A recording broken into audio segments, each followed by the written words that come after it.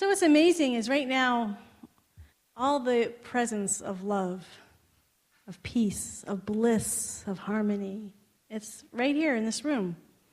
So if you think of those moments in your life where you felt the transcendent, when you felt the divine, where your heart was taken to extraordinary heights, widths, breadths, where you felt an enormous and profound and deep love, those moments that really stick out as being highlights in your life, because whatever it is, whether it's joy, peace, harmony, you just feel it intensely. Freedom, liberation. And what's amazing is the source of those profound experiences is in this room, right in this moment. That we don't have to go anywhere or do anything to be any more connected with Spirit than we are in this very moment. So the question then becomes how to actually experience that vastness, that amazing bliss, joy, harmony, peace, love in every moment. And that's what all of these spiritual teachers are here to teach, and that's what Buddha was here to teach. The challenge with Buddha is that what he wants to, where he's pointing to has no form. I don't know, for those of you who may be following along, so I know I've talked with some people are reading the World's Religions book, most of you are not, last week we did it up to the Eightfold Path, which might have been, some people really liked it, it's a lot. And then the reading right after that, it was like sludge, it was just really hard it was just really dry, hard to read through. Because trying to come up with a theology for Buddhism is very difficult because there isn't a lot of theology when Buddha was alive. And this is the challenge of Buddhism. What he is pointing to is free of all forms. So it's not just form, physical form, but energy bodies. If you see forms of any kind, you want to transcend that. You want to go to the place where there's no even thoughts. You know things. See, Houston Smith points to this, but you don't know things through words, nor do you know them through symbols. You're in a higher state. So what Buddha was basically saying, the reason why he wouldn't talk about it, the reason why he doesn't have a lot of information about it, is he said, you can't talk about it. Any words that I say trying to describe that are already limited and off. So his preference was to have noble silence, to not talk about it. Even whether we exist, there's a lot of conversation about, do we exist in some sort of form when we leave this body? And he gives this great example. He said, well, if there's a fire in front of you, are you going to know there's a fire in front of you? Yes. If the fire goes out, are you going to be aware that the fire goes out? Yes. Where did that fire go? Well, who can answer that? He said, exactly. With our human minds, we can't answer these questions, so he doesn't try. Zen Buddhism, anyone who's read Zen Mind, Beginner's Mind, or taken the class with me, you recognize Shunryu Suzuki is very much the same place. Don't grasp, don't try to go for enlightenment. You can't know what it is and at the same time have right effort. It's all these paradoxes. But he doesn't like talking theology. So there's this constant push to practice because I can't explain it with words. And yet, this is where all the mystics are going. So it's not just Buddha, that's his main practice, but every mystic, St. John of the Cross, if you have a concept of Jesus, erase it. You have to let any forms go. So this becomes a really hard path to follow. It's a hard path because we can't get emotional about it. It's hard to get excited about it. It's hard to feel passion. I think, that picture of the fire is hysterical because if you have a fire in your head, you're literally going to be racing towards a pond. You're not going to be sitting there in meditation, but a Buddhist would do nothing but sit in meditation. Because you're in this other place, and we heard it in Joel Goldsmith, the same thing, get rid of bad and good, just be in this transcendent state. So it's very much about transcendence. Everything is about transcending the net. So every form, whatever form you're experiencing, even if it's a spiritual form, you're transcending it to something beyond. The teacher we were with yesterday. So why would we want it? Because you start to experience vastness. You start to really know the joy of not being limited by our body-mind identity. We don't even realize how much limits us by thinking this is who we are. And so we start to feel this vast identity, this I am that includes all life, and suddenly this lightness of being happens, this freedom. We were at this conversation yesterday with Roy Eugene Davis. We thought it was going to be like this really sort of deep meditation. We hardly meditated at all. This is a man in his 80s. He has a ton of stories of his time with Paramahansa Yogananda, and he just told a lot of stories about that, which was fantastic. And you really get to, it's one thing to read autobiography of a yogi or hear these stories, but to hear someone who had these direct experiences, amazing experience, one recognizes. When we say what enlightenment is and that Paramahansa Yogananda was enlightenment, you're like, wow. I mean, just the stuff he could do without words, the things he knows. The stories were amazing. They remind us of who we really are, how small we still really are, and how much more we have to grow. But what I loved about him so much, he was teaching Kriya Yoga, and you might have heard that word before. It's like Kundalini Yoga. You can look it up on YouTube. As he said, it's everywhere now. Yoga classes teach it. Many people who start learning yoga, learning Kriya Yoga, then they start taking on all the Sanskrit words, and they become very sort of Hindu in nature. What I loved about this guy, he's in his 80s, he's been teaching Kriya Yoga for 60 years, he's free. He didn't care what anyone thought of. And some stories I wasn't sure about, but he didn't care. He was so light and free and open, and he just made us laugh, and he didn't have any attachment to how things are supposed to be in the right ritual, and you have to do it this way, or you have to say these words the right way. He was free of everything. He was just open and free, and it was like I felt permission just to let go. You don't have to look spiritual, you have to be spiritual, just be free. And that's what he was and is. He just expresses that freedom, and we don't realize sometimes how, and I had this insight, I just recognized there's no such thing as religion. It's great doing the world's religions, having that realization. Religion is a human construct, and we put all these stuff on it, even our spiritual stuff. We say we're spiritual but not religious, but we'll do spiritual Hindu stuff, or spiritual this ritual, spiritual, because in essence we're just creating new things, but ultimately spirit is free from all of it. It's not any construct, it's not any ritual, it's not any form, it is beyond all of that. And the more we start tapping into that, the more free and light of being that we become. And that's the joy of it. And that's why people start practicing it. He talked about people learning meditation to reduce stress, where we use a lot of meditation because it starts to relax us. We know we're not our body-mind. We start witnessing. But he's always saying his teaching was to always go past that. There's always something more. He's actually very Buddhist. He said, there's no such thing as Jesus. Our ideas of Jesus, that's not real. Those are all forms. Those are all ideas. Jesus doesn't really love you. We just bowled over laughing. I tell you, he didn't care what anyone thought. But Buddha has the same thing. If you see Buddha on the road, kill him. The same ideas, all our concepts, kill them all. Be free of all these things that we're supposed to be doing on our spiritual path, how we're supposed to be feeling, what it's supposed to look like. Let them all go, because all of those shoulds is exactly what's keeping us in prison. And the whole purpose of the spiritual path is to free us from all prison. That's freedom. That's the vastness and the joy of it.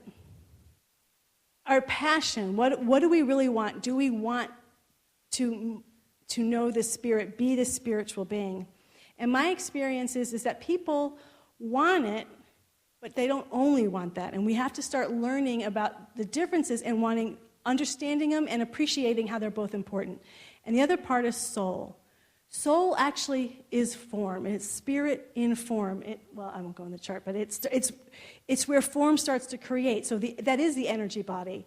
That is where if you go out into nature and you start to feel this presence, the reason why you feel it is because you're around form. 80% of the people that I talk with say they feel the times where they feel spirit the most is when they're out in nature, because there's some form.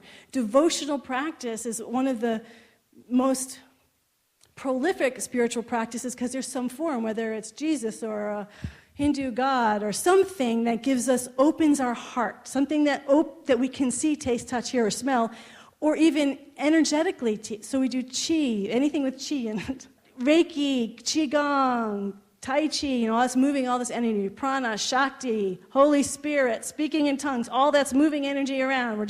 We're feeling that. We can get excited about now. That's something where you get the passion going, where we start lifting and we feel, oh, the energy's raised. I can feel it going. And we start dancing, we sing this. That's the whole purpose of Sunday service, is to start feeling things. We have music that to evoke emotion, to create, and we love that feeling. We love to feel things. And that's one of the other reasons why I've invited us to read Reign of Gold, where Houston Smith is writing the ideals of religion, which is really the spiritual aspect, taking us up, transcendence. We want to transcend and be free of all this body identity.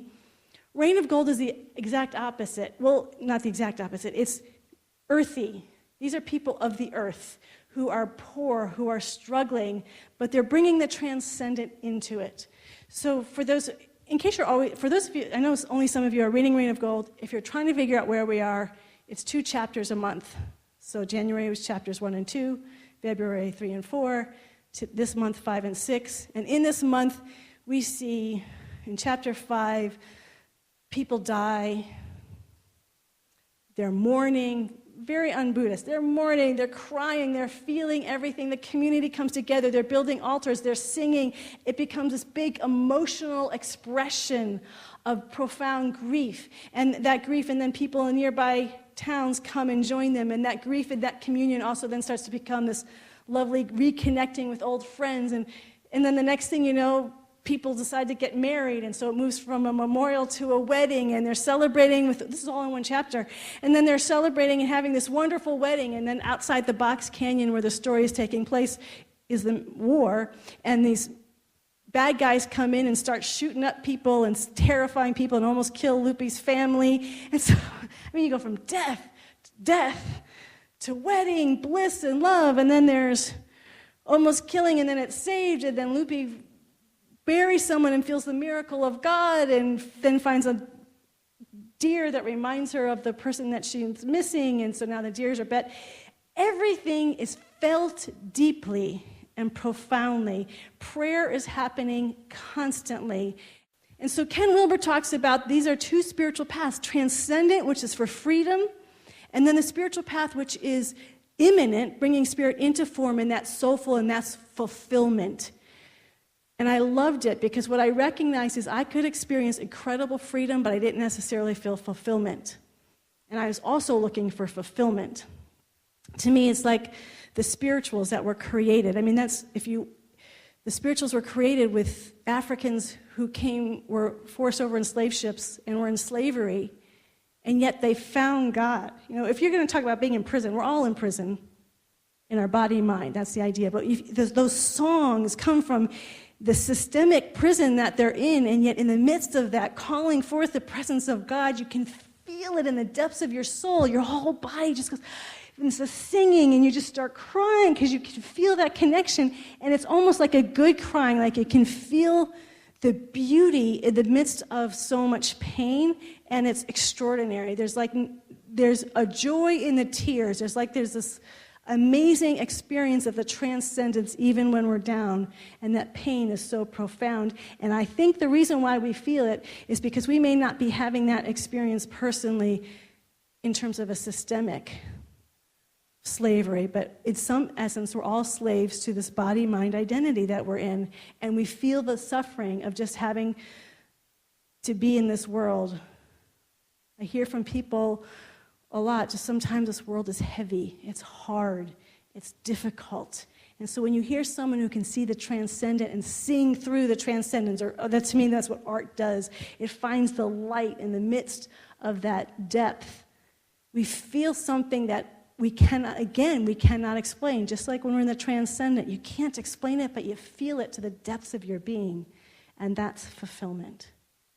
Freedom and fulfillment. And so the invitation and the question is, how on fire are you with both of these, either one of these?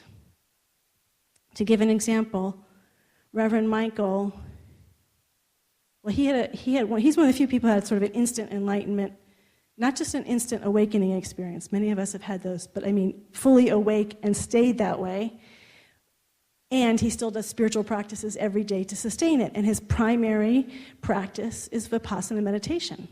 He tried many practices, which is a Buddhist practice, mindfulness meditation. He does it hours. And it's something you can practice. The great thing about mindfulness meditation is you can practice it all day long. So there's a coolness to Reverend Michael because that freedom, you're detached in some way. You're not as attached. And yet he recognized that he couldn't just be a Buddhist minister or a New Thought Buddhist minister, that that part of him needed the fulfillment, that passion. So he brought the African American Baptist vibe to the church. And so when you go to Agape, you feel the depth, the emotion. He brings in the music and the art. They have the arts on the wall, and the senses are alive. He brings in the passion, the fulfillment, the descension of spirit into form, into life. But at the same time, he's always practicing witnessing. He's always in this vast oceanic space. So it's that incredible dynamic expression. You'll find others, like the teacher we had yesterday, he was almost all transcendence, which is fine. It was great. I was set free. I loved it. I thought it was fantastic. It's not about better or worse. I love Joel Goldsmith's reading today, so we're going to end with Joel Goldsmith's reading, which is, the bad or good is what kills us every time from our own authentic journey. Well, if I was I should now be like Reverend Michael. I should be both. I should want transcendence and immanence and have them equally. No one's equal. When I was at Agape, Reverend Nirvana was still there, and he's much more soulful than Michael Beckwith. You start to feel the difference. Michael, even though he's definitely soulful and brings it, his natural state is more transcendent. Nirvana's state was much more soulful in his body, in his form, and they were both fantastic. The question for you is, what brings you alive? What makes you passionate? Where is it that you get your joy? Because spiritual practice is something that we can be doing all day long, every single day in our very life. The question is, what's your practice going to be? Is it going to be mindfulness meditation, sort of this detachment? Are you going to be calling forth? Prayer is a really powerful way of just bringing spirit into form over and over and over. So what brings you alive? What gets your heart going and your palpitation going? And I'll just I'll be honest why I started thinking about what brings us passion. I loved last Sunday. I loved talking it, and it was interesting. As typically as Buddhists, it was so quiet in the service afterwards, and I thought, we need a little more passion. So we're going to go into prayer, and we're going to bring some passion into it, right? So I want everybody to stand. We're all Buddhas in this room. We're Buddhas in our state of enlightenment, bringing passion into form, bringing that transcendent, that invisible, that's beyond all concept. We let go of every form. And when we do, we recognize there's only one thing in this room, because this one thing is beyond all of us. It transcends all of our individual identities into this one infinite, oceanic, loving presence of harmony, peace, grace, joy. And it is. We didn't make it happen. It simply is in this moment, in every moment. It is literally closer to us than our very breath. It is who we are in form, in our energy body, in our causal body, and beyond all bodies. We are this one. Free, unlimited beings. Nothing or no one could ever limit the I Am presence that we are. This I Am presence is never limited by past precedent. It is never limited by anything that has happened just even a minute ago. It is infinitely free at every moment, in every time and space. And what a glorious thing it is to recognize that this infinite I Am presence is alive and awake as each and every one of us uniquely right now. That we are absolutely individually called to be this unique essence of pure spirit.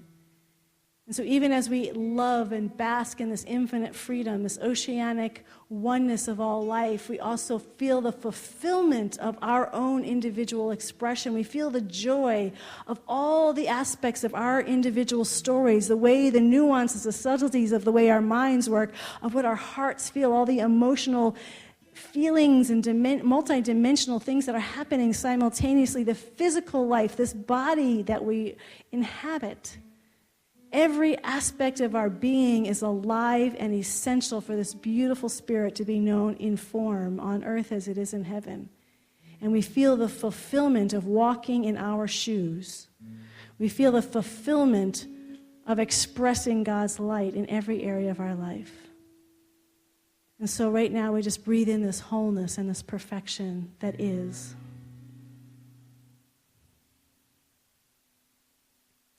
And as we feel and know this for ourselves, we hold this for each and every individual who has come to our community and asked for prayer this past week, all those who have filled out prayer requests in our prayer box, people who are on our website filling out prayers, people that we know who need prayer now, who have asked maybe us individually. Let's hold all of these people and see the divine presence that is. We're not making it happen as their life. And the joy this presence has in living each of these lives individually, that every individual life, even as they're going through these challenges, these difficulties, there is a love of pure spirit in the midst of all of it. And may we feel that gratitude for all of those who have come to us in prayer. And feel their wholeness and their perfection in the midst of any challenges. The beauty and the power and the wholeness and the love of pure spirit is right there, always shining its love and its light in the midst of all conditions and circumstances. And as we see this and know this and we feel this, we know it transforms. The moment we see it, it transforms the experience to something new and something different. Nothing is the same. And as we hold these people in prayer, we hold our country in prayer, as we know there are so many things unfolding day by day, moment by moment. We feel the pain and we feel the suffering. In the midst of it, we know how important this country is as an individualized expression of pure spirit. This country has a calling, and it's in the midst of so much pain and struggle, and we find the divine presence in the midst of everything that's happening. We know the wholeness and the perfection is in the midst of everything that's unfolding. And we feel that. We feel that one source behind it all, and we give thanks for it. And as we feel this planet Earth and all the beauty of the planet Earth, the incredible natural wonders, and then the beautiful things that people do, and then the pain, all the stories that are good and the bad and that go up and the down, and in the midst of it is the wholeness and the perfection of this pure spirit. And that's where we hold our attention. That's where our heart and our body and our mind stay. In the midst of everything that's unfolding, good and bad, we hold to the isness of pure spirit, and we experience a light and a power and a glory of the living God in the midst of everything that opens our entire being to recognize, to God be the glory, to feel and know this presence beyond anything we could ever humanly imagine or articulate. And yet it is more real than the chairs on which we sit and the floor on which we stand. This is our very life, right now, all the time, every day, connected with everyone on this planet, every day, every moment. We are unlimited beings, pure spirit. To God be the glory. Thank you, God. I release this word now. I completely let it be, and I invite us all to say together as one, so it is. Amen.